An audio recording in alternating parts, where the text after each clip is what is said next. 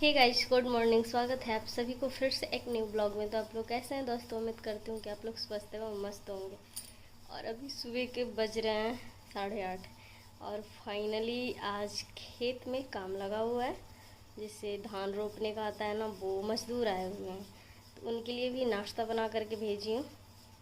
और अभी दोपहर का खाना बहुत सारा बनेगा, ढेर सारा खाना। तो आज समझिए कि पूरा दिन व्यस्त ही व्यस्त यार। मतलब मत पूछिए, इतना ज़्यादा खाना बनाते बनाते परेशान हूँ। इस सही कहा जाता है, किसान को कभी छुटकारा नहीं। लोग तो कहते हैं कि साल भर मतलब कि 2-3 महीने कमाओ और साल भर की खर्ची रख लो।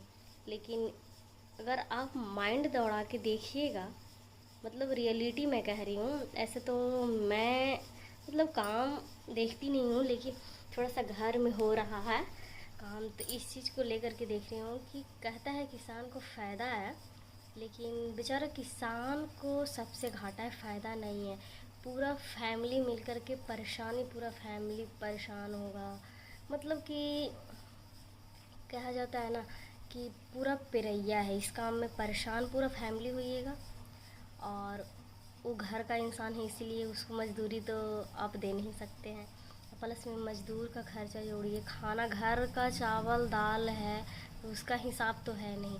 लेकिन किसान को बचत नहीं है। लोग कहते हैं कि ये बचत है, ऐसा कर लेते, खेत में ये उगा लेते हैं, वो उगा लेते हैं, इससे बचत है। लेकिन उसका बचत नहीं है। लोग तो इसमें परेशान हैं ही, ये कभी गेहूँ कभी धान, कभी गेहूँ कभी धान, लेकिन बचत नहीं। अगर वो माइंड लगाएंगे कि जो बिजनेस में फ़ायदा है वो खेती में नहीं फ़ायदा है, लेकिन क्या करें, कुछ मजबूरी होती है लोगों की।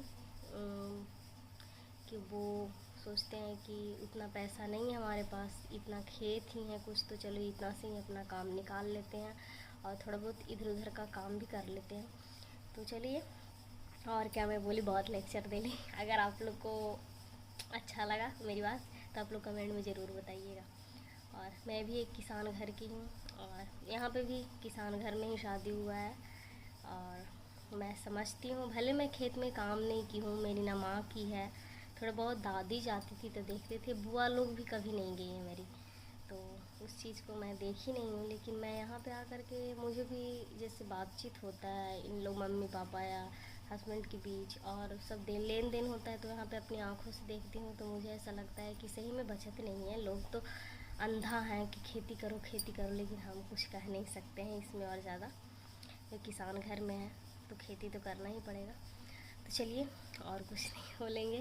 और अब कुछ देर सोच रहे हैं, अभी तो खाना हम नाश्ता किए हैं और आज नहाए भी नहीं है, क्योंकि अब सोच रहे हैं कि अभी एक पूरा काम फिनिशिंग होगा शाम तक, तो शाम तक ही सब काम होगा। तो अभी सोच रहे हैं अभी कितने इंसान आते हैं रोपने के लिए, जो रोपनी होती है वो कितनी आती है, उसके हिसाब से हम खाना चढ़ाते हैं खाना बनाने के लिए। तो चलिए, आज आप लोग को दिखाएंगे कि कैसे भर भर के खाने बनते हैं, और कितनी लोग कहते हैं कि बनाने वालों में क्या दिक्कत है, खेत में काम करता है उसको दिक्कत है, लेकिन आपको नहीं, जो खेत में काम करता है उससे ज़्यादा दिक्कत है बनाने वालों। तो आज आप लोग को दिखाएंगे बनाने में कितनी मुश्किल और कठिनाई उठाई पड़ती है। तो आप लोग ब्लॉग में बने रहिए और ब्लॉग को फुल वॉच करके जाइएगा। तो हे गाइस, फाइनली यहाँ पे खाना बन चुका है और देख सकते हैं यम्मी वाली सब्जी। बहुत ज़्यादा मैं तो खा ही नहीं हूँ, लेकिन देखने में बहुत ज़्यादा मेरे को अच्छा लग रहा है। मेरे को खुद का बनाया हुआ भोजन ज़्यादा पसंद आता है। अगर एस्टीमेट सही होगा तो सही से ही बनेगा।